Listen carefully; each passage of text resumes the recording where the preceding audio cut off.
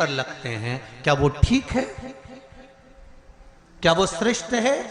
तो शिव महापुराण की कथा कहती है, जब हम सूर्य को अर्घ देते हैं, सूर्य को जल चढ़ाते हैं, वो पानी जब पृथ्वी पर गिरता है, उसके छींटे हमारे शरीर पर लगते हैं, तो वो श्रेष्ठता का भाव निर्मित करते हैं। वो गलत नहीं हो सकता। कारण अब वो भी समझ लीजिए।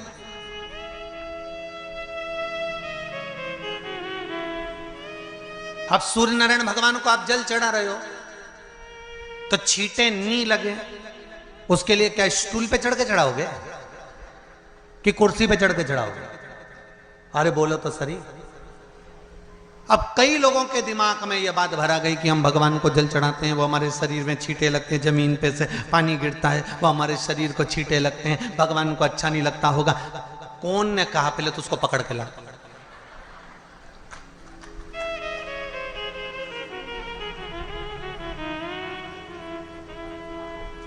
क्योंकि मेरे राम जी महाराज, मेरे भगवान कृष्ण, बड़े बड़े संत, साधु, सन्यासी, तपस्वी, साधक, उपासक जितने भी हुए, जिन्होंने सूर्य की आराधना करी, इन्होंने टेबल पे चढ़कर या कुर्सी पे चढ़कर जल नहीं चढ़ाया। इन्होंने पृथ्वी पर खड़े होकर ही, क्योंकि पृथ्वी तत्व के देव हैं शिव। जब हम मृत्यु लोक पर खड़े होकर, पृथ्वी पर खड़े होकर भगवान शंकर का भाग पृथ्वी तत्व को धारण कर कर जल को हाथ में लेकर जब समर्पित करते हैं, और जो जल नीचे गिरता है वो शरीर पर अगर लगता है तो हमको उसका आशीर्वाद ही प्राप्त होता है, दोष नहीं लगता। पर लोगों ने इसको विपरीत कर दिया। कि कौन ने विपरीत करा? कई लोगों ने इसको विपरीत कर दिया। कौन ने विपरीत करा? तो जो दूसरे धर्म के लोग होते हैं, जिनको हिंदू धर्म से नफरत होती है और जो हिंदू धर्म की पूजन, सेवा, अर्चना को समाप्त करना चाहते हैं, वो धीरे धीरे धीरे धीरे कहने लगे कि सूर्य को जल चढ़ाओगे तो शरीर में लगेगा, शरीर में लगेगा तो दोष लगेगा। इसको कह कहकर घर घर में सूर्य को जल चढ़ाना लोगों ने बंद कर दिया कि आप जल चढ़ाएंगे तो दोष लगेगा, शरीर पे छींटा लगेगा, शरीर को ऐसा लगेगा। ये दोष नहीं है। कितनी सुंदर बात है महाराज। सूर्य नारायण भगवान को जब जल चढ़ाया जाता है, हाथ सिर से 8 इंच की दूरी पर होना चाहिए। जम के बोलिए, सिर से कितना ऊंचा होना चाहिए? 8 इंच ऊपर अपना हाथ होना चाहिए मस्तक से सूर्य को जल चढ़ाते समय।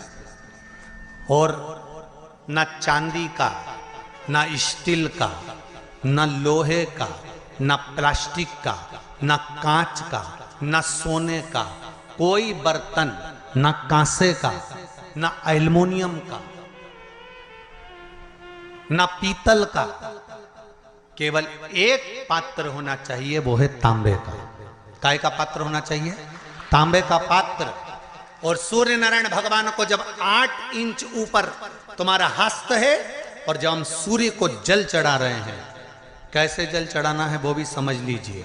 अगर कोई कैंसर का मरीज है, जिसके चेस्ट में कैंसर आ गया हो, लेफ्ट में, राइट में कहीं पर कैंसर आ गया हो, या कोई गठान आ गई हो, तो महाराज आप जल चढ़ाते समय उस जल की धार को सूर्य भगवान को जब चढ़ा रहे हो, तो धार आपकी गठान की ओर जाना चाहिए, जिससे सूर्य की किरण उस जल में से आपके उस स्थान पर पड़े, उस जगह पर पड़े जहां पर गठान है। महाराज आप लगातार जल तो चढ़ाना चालू करो, अच्छे अच्छे डॉक्टर फेल हो जाएंगे और कह देंगे गठान ठीक हो गई।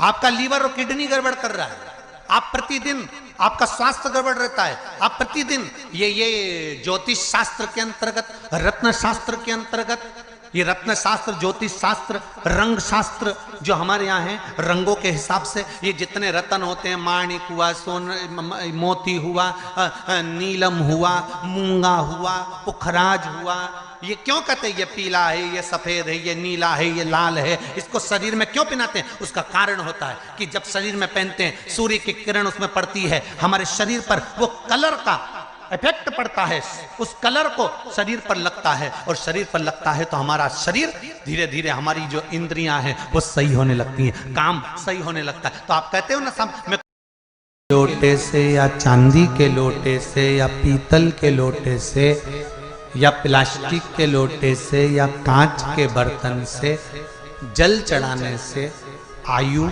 छिन्न होती है। क्या समाप्त होती है? आयु। और सूर्य नारायण भगवान को अगर तांबे के लोटे से जल दिया जाता है तो आयु की वृद्धि होती है, और दिन भर में अगर कोई काम अटकने वाला है तो वो काम का रास्ता खुल जाता है और शरीर की बीमारी समाप्त हो जाती है। शरीर की बीमारी समाप्त हो जाती है।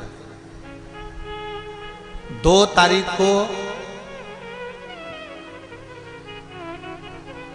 नूतन संवत्सर प्रारंभ हो रहा है, नया वर्ष प्रारंभ हो रहा है। 2 तारीख नया संवत्सर, नया वर्ष प्रारंभ हो रहा है। एक नियम बना लो कि हमारे शरीर को, क्योंकि दिन भर हम दुकान पे बैठे रहते हैं, नौकरी में लगे रहते हैं, सर्विस में लगे रहते हैं। अगर मुंबई, पूना, चेन्नई, मद्रास आदि का अधिक बड़ी बड़ी सिटियों में लोग रहते हैं तो उनको ऑफिस जाना पड़ता है। सवेरे से जल्दी उठते हैं, काम करते हैं, दिन भर ऑफिस में लगे रहते हैं। व्यापार करने वाला व्यक्ति व्यापार करता रहता है, नौकरी करने वाला व्यक्ति नौकरी करता रहता है, धंधा करने वाला व्यक्ति धंधा करता रहता है, ठेला चलाने वाला, गाड़ी चलाने वाला गाड़ी चलाता रहता है।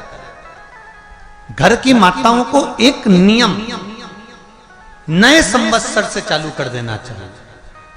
क्या नियम? क्योंकि जान है तो जहान है। बोलो सही है कि गलत है? शरीर में रोग आ गया, बीमारी आ गई, और तुमने 5 लाख रुपए महीना भी कमाया, मान लो, एक सरल भाषा में समझ लो, 5 लाख रुपए महीना तुम कमा रहे हो, 4 लाख रुपए महीना तुम कमा रहे हो, और शरीर में बीमारी आ गई।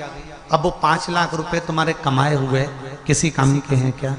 हॉस्पिटल में जाओगे, दवाई में, गोली में, जांचों में वो समाप्त होते चले जाएगा। तुमने कमाया किसके लिए था? अपने बच्चों के लिए।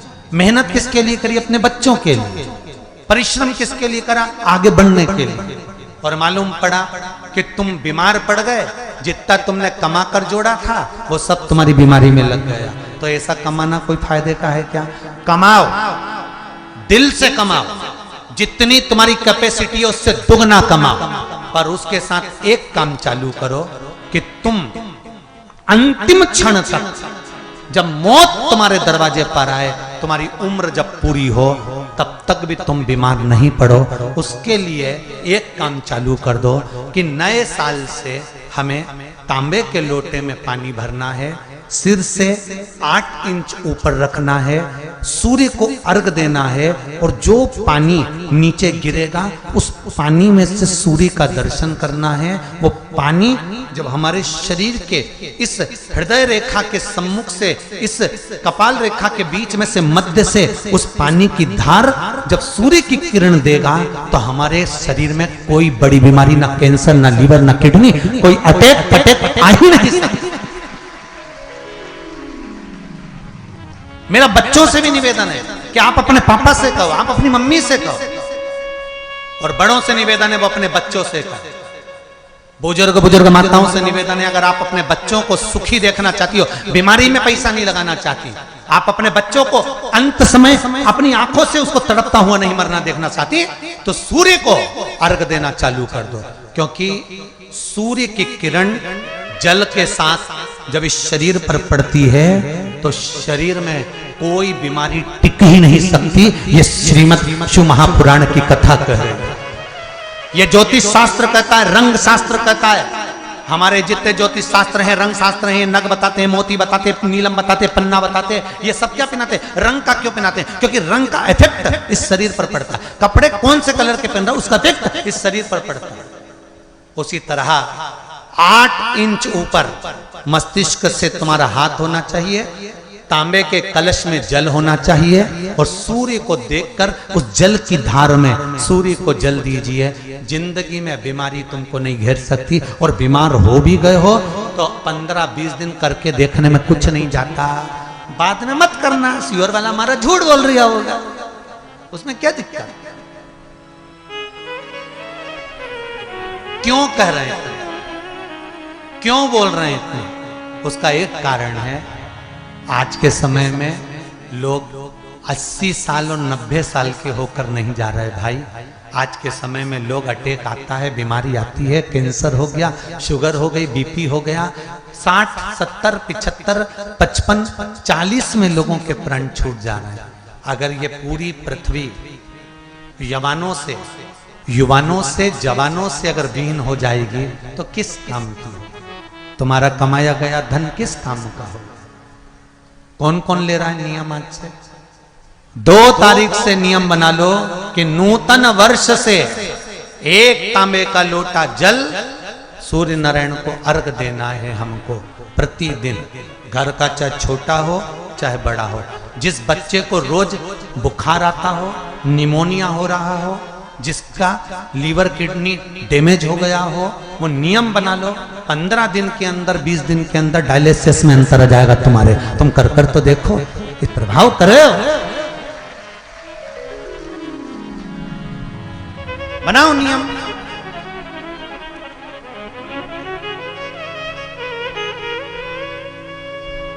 जिस नारी को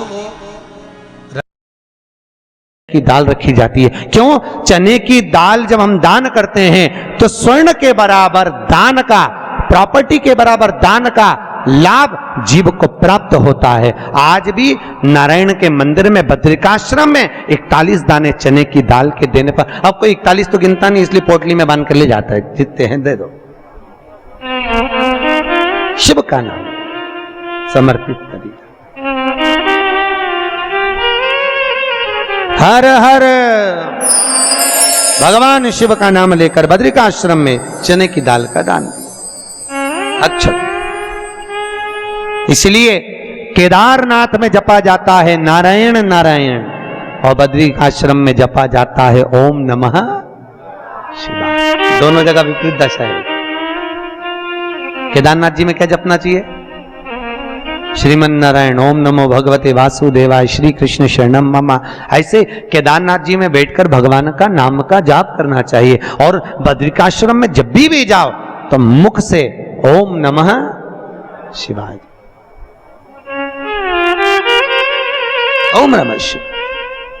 जैसे व्यक्ति का कोई काम नहीं हो रहा हो, बहुत दिन से लगे, बहुत समय से लगे, ये काम हो ही नहीं रहा, तो शंकर जी का नाम को उल्टा कर कर जपना चालू कर दो। नमः शिवाय ओम।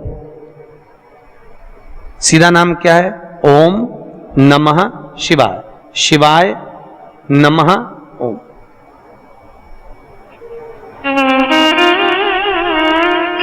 जब उल्टा नाम व्यक्ति जपना चालू कर देता है, जिस बच्चे के, बच्ची का, जिसका भी विवाह नहीं हो रहा हो, कोई काम नहीं हो रहा हो, कोई सीए की पढ़ाई कर रहा है और एग्जाम में निकल ही नहीं रहा, 3-3, 4-4 बार बैठ गया, पास ही नहीं हो रहा, उस बच्चे को बोल दो बस सुबह उठते से ही शिवाय नमः ओम बोलना चालू कर दे, एक ही बार में सिया पास ले। कहा करत बा, जॉब नहीं लग रहा, जब उल्टा जप ले। ये उसी में का हाल है। जैसे किसी व्यक्ति से अपने को पैसा लेना है और दे नहीं रहा, क्या करना है? सूर्य नारायण भगवान को अर्घ दो। तो 21 दाने लाल मिर्ची के जो दाने होते हैं, देखें लाल मिर्ची के अंदर दाने होते हैं, उसके 21 दाने निकालकर पानी में डाल दो, और पानी में डालकर उसी जल से सूर्य को अर्घ दे दो। उस व्यक्ति का नाम लेकर जिससे पैसा लेना है, हाथ जोड़कर देने आता है, तुरंत 3 महीने के अंदर पैसा लौटा दे, तुरंत हाथ जोड़कर। ये सूर्य को अर्घ देने पर मात्र व्यक्ति दौड़कर पैसा देने आता हो, कितना भी हो, रहने नहीं देता प्रचंड। शिव के सिवा दुनिया में कोई दानी नहीं। योनि में अंतिम योनि पर लाकर रुक जाता है, कौन सा? शनि।